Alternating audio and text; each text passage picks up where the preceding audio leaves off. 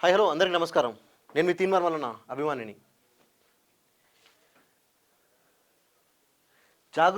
తెలంగాణ జాగృతి వాళ్ళు నిన్న మల్లన్న గారి పైన ఒక ప్రెస్ మీట్ పెట్టారు. ఈ వ్యక్తి అసలు ఈ బీసీ ఇతని పేరు తెలియదు, ఇతను ఊరు తెలియదు, ఇతని ప్రాంతం తెలియదు, మనం ఎక్కడ ఉంటాడో ఇతను అసలు. ఈ మనిషి నిన్న తీన్మార్ మల్లన్నను ప్రశ్నిస్తూ మాట్లాడడం ఒకసారి మీరు వినండి. ఏదైతే తీన్మార్ మల్లన్న ఇలా కవితక్క మీద అవాక్కులు చెవాకులు పెళ్తుండో, బిడ్డ జాగ్రత్త తీన్మార్ తిక్కర మల్లిగా ఇంతకు ముందే నీ మీద దాడి. మల్లిగా ఎవరంటున్నారో నువ్వు పెద్ద వయసులో పెద్ద గౌరవిస్తున్నావు. ఇంకా ఇంకా ఇంకా బూతులు మాట్లాడగలుగుతాం మేము.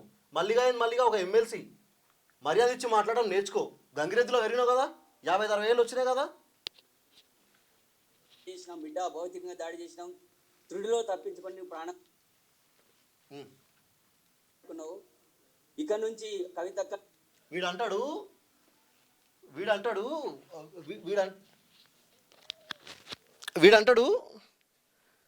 ఇంతకుముందు దాడి చేసినాము, త్రుదిలో తప్పించుకున్నావు బిడ్డ, ఇంకొకసారి కావని చెప్పి సముదాన్ని బెదిరిస్తున్నారా మీరు అందరూ? ఎవరు లిక్కర్ రాని పంపించారు మిమ్మల్ని చంపని చెప్పి? లిక్కర్ రాని మిమ్మల్ని ఇట్లా మాట్లాడమని చెప్పి నా డబ్బులు ఇట్లా వాడేసి ప్రెస్ మీట్ పెట్టించింది మీతో. ఆమె లిక్కర్ కేసులు ఏమున్నాయి ఆమెను చూసుకోమని చెప్పు. వీడికి ఆమె వస్తే ఏం చేతగానంలో ఉన్నాం మేము. ఒక పని చేయమని చెప్పి ఆయన వచ్చినప్పుడు ఇక్కడ మా కార్యకర్తలు వీళ్ళందరూ ఉన్నప్పుడు కవిత పంపించింది కదా ఎవరినో, వాళ్ళు అప్పుడు వస్తే అప్పుడు మజా వచ్చేది. అన్న ఒక్కడిక్కడ ఉన్నప్పుడు అన్న వాళ్ళ గన్మెన్లు ఒక ఇద్దరు ముగ్గురు సహాయం కోసం వచ్చిన ప్రజలు ఉండే అక్కడ. అట్లా కాబట్టి బయటికి పోయారు, బతికి బయటపడ్డారు మీరు. ఇలాంటి అవకులు చెవకులు పిలిన బిడ్డ తస్మ జాగ్రత్త. ఇలా అగ్గిపెట్టి హరీష్ రావు అనేటువంటి మాటలు. అగ్గిపెట్టి హరీష్ రావు ఎవరు? కవిత వాళ్ళ భావనే కదా. అగ్గిపెట్టి హరీష్ రావు ఎవరు? కవిత వాళ్ళ భావనే కదా. మాట్లాడితే మొన్న కన్నీళ్ళు పెట్టుకొని మా బావ అని మాట్లాడింది కదా, మా అన్న అని మాట్లాడింది కదా మొన్నటి వరకు ఆమె. ఎన్నో 10 సంవత్సరాలు కవిత హరీష్ రావు కేసీఆర్ వీళ్ళందరిలోనే పనిచేసింది కదా, వాళ్ళ నాయకత్వంలోనే పనిచేసింది కదా. నువ్వు విని బిడ్డ వాని ఎంగిలి మెతుకుల కమ్ముడు పోయి ఇలా కవితక్క మీద మాట్లాడేటువంటి మాటలు. ఎవడమ్ముడు పోయిండు, ఎవడు ఎంగిలి మెతుకులు తిన్నాడు, ఎవడమ్ముడు పోయిండు? మీకు ఆస్తి గొడవలు ఉంటే మీరు ఇంట్లో చూసుకోండి. ఇదేంది ఇది తెలంగాణ జాగృతి అంట, మీది ఒక సంఘం అంట. ఎవరు మీరు అసలు? ఇక్కడ బీసీ ఉద్యమం జరుగుతుంటే వీళ్ళు లొల్లేంది మధ్యలో, ప్రజలారా మీరు చెప్పండి కొంచెం. వీళ్ళు ఎవరు? వీళ్ళ లొల్లేంది? ఈ బీసీ అంట, ఈయనతో పాటు పక్కన ఇంకో ఆమె లేడీస్ కూర్చొని మాట్లాడింది, ఆమె బీసీ అంట. అసలు వీళ్ళకి సంబంధం ఏంది? మీరు కవితక్కని జాగృతిని జోకాలంటే మీరు అందరూ జోక్కోర్రి, మాకు సంబంధం లేదు. అది మీ జాగృతి, మీ ఆర్గనైజేషన్కి మీకు సంబంధం. అది మాకు దాంతో ఏమంత పెద్దగా సంబంధం లేదు. అలా మళ్ళీ ఎందుకు కూర్చుని మీరు? అవును భయ్య, ఆయన మాట్లాడితే ఆమె ఏదో మాట్లాడింది, మాట్లాడిండు, ఆమె కౌంటర్ ఇస్తే ఎన్కౌంటర్ చేయడం. మరి కౌంటర్కి ఎన్కౌంటర్ ఉంటుంది కదా. దానికి మళ్ళీ ప్రెస్ మీట్. మీ ముఖాలు ఎవరికైనా తెలుసా? మీ ఒక్కరి ముఖాలు కూడా కలలేదు ఇక్కడ. మీ ముఖాలు ఎవరికైనా తెలుసా? ఆయన ఒక బీసీ నాయకుడు. ఈ దేశం మొత్తంలో బీసీ అనే పార్టీ ఒక్క పార్టీ లేదు. బీసీల పార్టీ, రావులకు పార్టీ ఉంది, రెడ్లకు పార్టీ ఉంది, ఇప్పుడు కవిత జాగృతి కూడా పార్టీ ఉంది.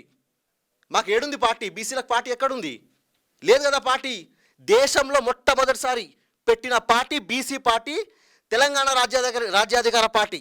అది తీన్మార్ మల్లన్న నాయకత్వంలో పెట్టిన పార్టీ అది. దాన్ని పట్టుకొని మీరు బీసీలు మీరు బీసీల ఒరిజినల్ బీసీలా, మీరు నకిలీ బీసీలా? మీరు ఒక పని చేయి, నీ పేరు పక్కన రావని, నేను పేరు తెలియదు నాకు ఏం పేరో, సరే మీరు కామెంట్లలో పెట్టండి. పేరు పక్కన రావని పెట్టుకో అయిపోతుంది, ముందు కల్వకుంట్ల అని పెట్టుకో అయిపోతుంది. అసలు కవిత పేరు కల్వకుంట్ల కవిత రావని ఎందుకంటారా నాకు అర్థం కాదు. ఆమె ఇంటి పేరు ఏంది? కవిత ఇంటి పేరు ఏంది అసలు? ఇప్పుడు మీ ఇళ్ళల్లో మా ఇళ్ళల్లో అక్కచెల్లెలు ఉంటారు, పెళ్లి చేసి పంపించినాక వాళ్ళ సరణం ఏమొస్తుంది? మన ఇంటి పేరు వస్తుందా? పెళ్లి చేసుకున్నాక మన పెళ్లి చేసుకున్నాక వాళ్ళ ఇంటి పేరు వస్తుందా? అసలు ఇవి రావు ఎందుకు అవుతుంది? ఈమె వెనుకకు తీసుకపోతే బిడ్డ నిన్ను తరిమి కొడతాము ఒక పార్టీ. ఇక ఎందుకులే అన్న, ఇక బూతులు ఎందుకు మాట్లాడాలి? మనం తరిగి కొడతారంట. బొచ్చు కూడా వీకలేరు. పార్టీ పెట్టుకొని బతుకుతున్నటువంటి నువ్వు బతుకమ్మ, అప్పుడు తల్లి బతుకమ్మ అని ఇంటర్వ్యూ ఇచ్చేసి తల్లి నువ్వు తెలంగాణ బతుకమ్మ అని చెప్పి తల్లి ఇంటర్వ్యూ ఎవరు ఇయ్యలే. పిలిపించింది ఆమె ఎమ్మెల్సీ 2014లో. ఆమె ఎమ్మెల్సీ కాకముందుకు V6 ఆఫీస్కి ఫోన్ చేసి తీన్మార్ మల్లన్న రమ్మని చెప్పండి, ఆయన ఇంటర్వ్యూ వస్తే నేను పబ్లిక్లో పోతున్నా, నాకు మైలేజ్ వస్తుందని చెప్పి ఆమె రమ్మని చెప్పింది. ఆమె ఇంటర్వ్యూ ఎవరు తీసుకుంటారు? లిక్కర్ రాని ఇంటర్వ్యూ తీసుకుంటారు ఎవరైనా? కేసీఆర్ లేకపోతే మీరు కవిత ఎక్కడిది? కేసీఆర్ లేకపోతే మీ అందరు బతుకులు ఎక్కడివి? కేసీఆర్ లేకపోతే కన్నదండ్రినే మోసం చేసిండు. కవిత కన్నదండ్రినే మోసం చేసింది. మీరందరూ ఎంత బాబాయ్, మీరందరూ ఎంత? నువ్వు బిడ్డ ఒక తెలంగాణ ఆడబిడ్డని పట్టుకొని మాట్లాడేటువంటి మాటలు నీకు బుద్ధి ఉందా? పూటకో ఇల్లు ఇక్కడ అడక తెలంగాణ ఆడబిడ్డ ఓన్లీ కల్వకుంట కవితనే అవుతుంది. ఇక మా బీసీ బిడ్డలు తెలంగాణ ఆడబిడ్డలు గారు, అంతే కదా? నీ బిడ్డ ఆడబిడ్డ కాదు, మా ఇంట్లో ఉన్న ఆడపిల్లలు ఆడబిడ్డలు కాదు, కవితనే ఆడబిడ్డ. చోక్ పోయి పని చేయి, కాళ్ళు మొక్క మీది కొడుక బాబా చాయ్ దే పైసా దేదో 1 రూపాయదో 1 రూపాయి దాలో అని చెప్పి స్కానర్ పెట్టుకొని బతికినటువంటి బతుకు ఇలా లక్షల కోట్లు 1000 కోట్లు నీకు ఎక్కడొచ్చినాయి బిడ్డ? అదే రా మా ఇన్స్పిరేషన్. తీన్మార్ వల్లన్నా చాయ్ పైసలు ఇవ్వండి అన్న అని చెప్పి ఆ పైసలు తీసుకొని ఆయన బిల్డింగ్లు కట్టలే, ఆ పైసలు తీసుకొని మేము కార్లు కొనలే అని ఆ పైసలు తీసుకొని ఇక్కడ క్యూ న్యూస్ ఆఫీస్ దగ్గరకు వచ్చిన పేద ప్రజలకు సహాయం చేసిండు. ఓ 5 years బ్యాక్ వెళ్ళి వీడియోస్ చూసుకో, ఆ 5 years బ్యాక్ ఒకసారి ఆ వీడియోస్ చూసుకో, 3 years 4 years 5 years బ్యాక్ వెళ్ళి వీడియోస్ చూసుకో. అట్లా పైసలు తీసుకొని ప్రజలకు సహాయం చేసిర్రా. ఈ జాగృతి ఓపెన్ అయినప్పుడు ఈ కవిత ఏం చేస్తుంది? కవిత ఎక్కడుంది? యూఎస్లో జాబ్ చేస్తుంది. ఆమెకు 3 కోట్ల ల్యాండ్ క్రూజర్ కార్ ఎక్కడిది? ఆమెకి 3 కోట్ల ల్యాండ్ క్రూజర్ కార్ ఎక్కడదా ఆమెకు? చెప్పు. ల్యాండ్ క్రూజర్ కూడా కాదు అది, లెక్సస్ ల్యాండ్ క్రూజర్ కార్ అది. మోర్ దాన్ 4.5 crores కార్ అది. Equal to Rolls Royce. దాని ప్రైస్ అన్ని పైసలు ఎన్ని నుంచి వచ్చినాయి? జాగృతిలో కొట్టేసిన పైసలు కావా? నువ్వు అరేగిరి అని మాట్లాడక ఇంకోసారి దౌడ వల్ల కొడతా వచ్చి. నువ్వు అరేగిరి అని చెప్పి మాట్లాడక దౌడ వల్ల కొడతా ఇంకోసారి. నువ్వు అరేగిరి అని మాట్లాడితే నువ్వు మా నాయన వయసు ఉన్నావు, వయసు గౌరవం ఇస్తున్నావు, ఉంచుకో. ఇంకొకసారి ఇట్లాంటి పిచ్చగుట్ల ప్రెస్ మీట్ పెట్టి నువ్వు మాట్లాడకు, అర్థమైందా? పెట్టిసేనా పోరాటం పెట్టించు, మేము బజార్లో రోడ్ల పైన చూసుకుంటాం, పబ్లిక్లో చూసుకుంటాం. నువ్వు నీ వయసు గౌరవిస్తున్నాము అరేగిరి అని మాట్లాడినావు అనుకో, మంచి కూడా బిడ్డ. మరి ఎవరైనా నీకు న్యాయం జరుగుతుంది నా దగ్గరికి, తీన్మార్ మల్లన్న దగ్గరికి వస్తే న్యాయం జరుగుతున్నటువంటి వ్యక్తులు నీ దగ్గరికి వస్తే చెప్తా. నా కళ్ళ ముందు ఎలా తీన్మార్ మల్లన్న బయట ఒక ఆమె సాయం కోసం వస్తే 10,000 ఇచ్చారు, 10,000 ఇచ్చారు ఒక ఆమె సాయం కోసం వస్తే. నువ్వు మాట్లాడుతున్నావా? నువ్వా మాట్లాడేది? నువ్వు వాళ్ళని బ్లాక్మెయిల్ చేసి వాళ్ళ ల్యాండ్ సెటిల్మెంట్ చేసుకుంటా ఇవాళ అగ్గిపెట్టి హరీష్ రావు. అరే బిడ్డ హరీష్ రావు, నువ్వు ఏకైతే ఉస్మానియా యూనివర్సిటీలో విద్యార్థుల మీద నైట్ పూట అలిసిపోయి బస్ స్టాప్లో పండుకున్నటువంటి మీద విద్యార్థుల మీద బ్లాంకెట్లు కప్పుకొని పడుకున్నట్టు విద్యార్థుల మీద గుర్తు తెలియని వ్యక్తుల్లాగా పంపించేసి పెట్రోల్ పోసి నిప్పంటించినట్టు అగ్గిపెట్టే హరీష్ రావు, నీకు అగ్గిపెట్టే దొరకలే బిడ్డ. అక్కడ నీ నుంచే స్టార్ట్ అయినాయి కదా తెలంగాణ ఉద్యమకారులు అగ్గిపెట్టే పెంచుకొని ఆత్మహత్యలు చేసుకున్నటువంటి వాళ్ళు. నువ్వు అవాకులు చెవాకులు పేలి ఒక తీన్మార్ మల్లన్న మాట్లాడి, అరే తీన్మార్ మల్లన్న నువ్వు ఇట్లా తిట్టు మంచిగా ఉంటుంది, ఇట్లా తిట్టుకో. మీరు రావులు మరి అట్లా హరీష్ రావుని తిట్టుకో. నువ్వు ఎంతైనా తిట్టుకో హరీష్ రావుని, మాకు సంబంధం లేదు. నువ్వు చేఫిట్ గాడని తిట్టుకో, లేకపోతే లబ్బర్ చెప్పులు వేసుకోవడం తిట్టుకో, అగ్గిపెట్ట దొరకలేదని చెప్పి అగ్గిపెట్ట రాజా అని తిట్టుకో. నువ్వు ఏమైనా తిట్టుకో, అని సంబంధం లేదు. నువ్వు ఇట్లా చేయి, నువ్వు తారీఫ్ చేస్తావు, నువ్వు ఇట్లా చేయి. ఇంకోటి అంటాడు ఏదో ల్యాండ్ అందాలు ల్యాండ్ సెటిల్మెంట్ నువ్వు వచ్చి చూసినావు, నువ్వు అన్నకు పిఎలా వర్క్ చేసినావా? దాబర 20,000 జీతం పెట్టిస్తాం నీకు. బిడ్డవని మాట్లాడడానికి సిగ్గుపడుతుంది సమాజం. ఒక దళిత బిడ్డగా మాట్లాడుతున్నా, తెలంగాణ జాగృతి రాష్ట్ర కార్యదర్శిగా మాట్లాడుతున్న బిడ్డ. నువ్వు దళిత బిడ్డ అయితే పోయి మందకృష్ణ మాదిగా పక్కన కూర్చో. పెద్దలు ఆయన అంటే ఆయన అనిపిస్తే ఆయన పాదాలకు దండం పెడతాను నేను ఒక బీసీని, ఆయన ఒక ఎస్సీ, ఆయన ఒక మహానుభావుడు. 30 సంవత్సరాల నుంచి ఈ రాష్ట్రంలో ఉన్న ప్రతి మాదిగా బిడ్డ కోసం ఆయన కష్టపడుతుండు, కన్నీళ్లు పెడుతుండు, అర్థమైందా? అటువంటి వ్యక్తి పక్కన నువ్వు కూర్చొని గౌరవం వస్తుంది. ఈ రావుల సంఖ్య నాకు నీకేమొస్తుంది? Useless fellow. నీకు సవాల్ చేస్తున్నా, ఈ తెలంగాణలో నిన్నెక్కడ తిరగనియం బిడ్డ, నేను ఒక్కడిని వస్తా, ఎక్కడ చూసుకుందాము నీ పోల్ ఆఫీస్కి వస్తా. నువ్వు అనుపు దా మోస్ట్ వెల్కమ్. రండి మోస్ట్ వెల్కమ్. మీరు ఒక్కరు రండి, లేకపోతే 10 మంది తీసుకొని రండి మీరు మోస్ట్ వెల్కమ్. ఉప్పల్ ఆఫీస్కి వస్తావు, ఇంకా 2 సంవత్సరాలు చేతికి కట్టొస్తుంది నీకు. ఈ దార్కారి మాటలు, ఈ డ్రామాలు ఎన్ని వినలే. నువ్వు ఇన్ని మాట్లాడితే మరి మేము ఎన్ని మాట్లాడాలి? అర్థమైందా? ఎన్ని మాట్లాడాలి? తీన్మార్ మల్లన్నకు ప్రత్యక్షంగా పరోక్షంగా 50 లక్షల మంది యువత తీన్మార్ మల్లన్నతో ఉంది ఈరోజు. నీకు సాక్ష్యంగా అలా పోయి క్యూ న్యూస్ ఉందా? Q News, Teenmar Mallanna official, శనార్థి తెలంగాణ, ఇవన్నీ పేపర్స్ ఇవన్నీ ఛానల్స్ ఎన్ని అవుతున్నాయో అందులో వ్యూస్ ఎన్ని వచ్చినా నువ్వు చూసుకో ఒకసారి. నీ వీడియోకి నీకు ఎన్ని వ్యూస్ వచ్చినా చూసుకో. నువ్వు ఎన్ని వ్యూస్ వచ్చినా అంతమంది మొత్తం మా సైన్యమే. తిరగనియడంట.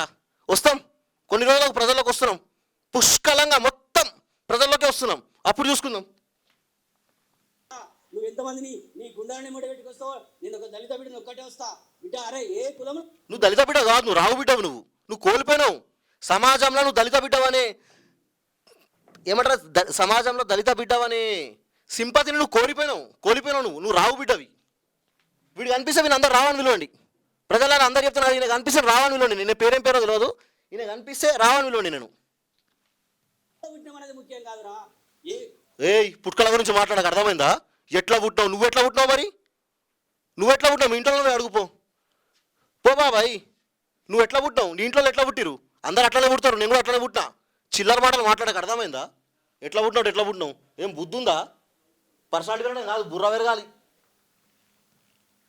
ముఖ్యము పలాని కవితక్క రావైన మాత్రాన బీసీ సమాజం కొరకు 33 జిల్లాలు తిరిగి బీసీల కొరకు 42% రిజర్వేషన్ కొరకు కొట్లాడుతున్నటువంటి వద్దు కవితక్క మీకు మాకు ఎటువంటి సంబంధం లేదు, మీకు మాకు ఎటువంటి సంబంధం లేదు.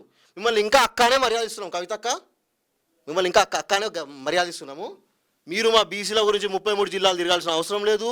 మీరు మా బీసీల గురించి మీరు పార్టీ పెట్టాల్సిన అవసరం లేదు. మీరు పార్టీ పెట్టుకుంటే మొన్న మల్లన్న గారు చెప్పారు కదా 1,30,000 మంది జనాభా రావాలని చెప్పి, ఆ 1,30,000 మందిని అందరూ ఒక గ్రామంలో తెప్పించుకొని మీరు జెడ్పీటీసీలాగా నిలబడండి. We will appreciate you. మేము వచ్చి మీకోసం పనిచేస్తాం. పట్టుకొని మాట్లాడుతున్నావు. హరీష్ రావు మీద అడుగురా. హరీష్ రావు ఎందుకు నీకు కుక్కకు బిస్కెట్ వేసినట్టు వేస్తే ఎవడెవని బిస్కెట్లు వేసిండు? ఎవడు హరీష్ రావు? నువ్వు ఎవనివి? హరీష్ రావు ఎవరు? మీ కవితక్క, మీ తైతక్క వాళ్ళ బావ, వాళ్ళ నాయన చచ్చిపోతే మొన్న ఇంటికి పోయింది. వీళ్ళందరూ ఎక్కడెక్కడ కలుస్తారు చీకట్లో మాకు తెలియదా? అంటే చీకట్లో అయితే సరే తప్పుగా అనుకోవద్దు. వీళ్ళందరూ హరీష్ రావు, కేసీఆర్, కేటీఆర్, సంతోష్ రావు, వీళ్ళందరూ మన కేసీఆర్ ఫామ్ హౌస్లో వీళ్ళందరూ కలిసే తెలియదు మాకు. మీ స్ట్రాటజీలు, మీ ప్లాన్, ఎలక్షన్లకు ముందు మొత్తం ఇట్లా ప్లాన్ చేయాలి, డ్రామా చేయాలి. తర్వాత కూతుర్ని దగ్గర తీసుకున్న తండ్రి, మహాన్ భావుడు కేసీఆర్, కూతుర్ని క్షమించిన తండ్రి. పోనీలే నా బిడ్డ బాధపడుతుంది కదా, ఇక నా బిడ్డకి ఇస్తా, ఆ బిడ్డ కూడా ఒక వర్కింగ్ ప్రెసిడెంట్ పోస్ట్ ఇస్తా. ఇవన్నీ మీ కథలు మాకు తెలియదా? ఇక చూడవా మేము బతుకున్నామా? ఇవాళ భూమి మునిగిపోతుందా? కూడా మాట్లాడి నీకు విలాసమైన బిల్డింగ్లు, నీకు ఎవరికి విలాసమైన బిల్డింగ్లు ఉన్నాయి? మల్లన్న ఒక 3 BHK ఫ్లాట్ ఉంటాడు, అర్థమైందా? ఒక 3 BHK ఫ్లాట్లు ఉంటాడు, నేను కూడా 3 BHK ఇంట్లో ఉంటాను. నేను ఈవెన్ నాదన ఇండిపెండెంట్ ఇల్లు. మల్లన్న గారు ఉప్పల్లో ఒక ఫ్లాట్లో ఉంటారు మల్లన్న, అర్థమైందా? విలాసవంతమైన బంగ్లాలు ఎవరి ఉన్నాయి? కవిత లేవా? విలాసవంతమైన కారు, 3.5-4 కోట్ల కారు, జూబ్లీస్ బంజారాహిల్స్లో పెద్ద బంగ్లా. చూపండి, ఇలా చూపిస్తాయి, తర్వాత చూపిస్తాను మీకు. విలాసవంతమైన బంగ్లా మీరు నెట్లో కొట్టుకొని చూసుకోండి ప్రజలారా మీరు, ఓకేనా? విలాసవంతమైన బంగ్లాలు మల్లన్నకుంటే మల్లన్నకు సపోర్ట్ చేయండి, బీసీ ఉద్యమానికి సపోర్ట్ చేయండి, ఓకేనా? విలాసవంతమైన బంగ్లాలు ఎవరికి ఉంటే వాళ్ళని వ్యతిరేకించండి. పెద్ద పెద్ద కార్లు ఎక్కడి బిడ్డ? కథలు పడుతున్నావా బిడ్డ? ఇంకా ముందు ఇలాంటి మాటలు మాట్లాడినా ఉస్మానియా యూనివర్సిటీలో ఉన్న బిడ్డగా చెప్తున్నా, ఒక దళిత బిడ్డగా చెప్తున్నా. నేను కూడా ఉస్మానియా యూనివర్సిటీ బిడ్డనే.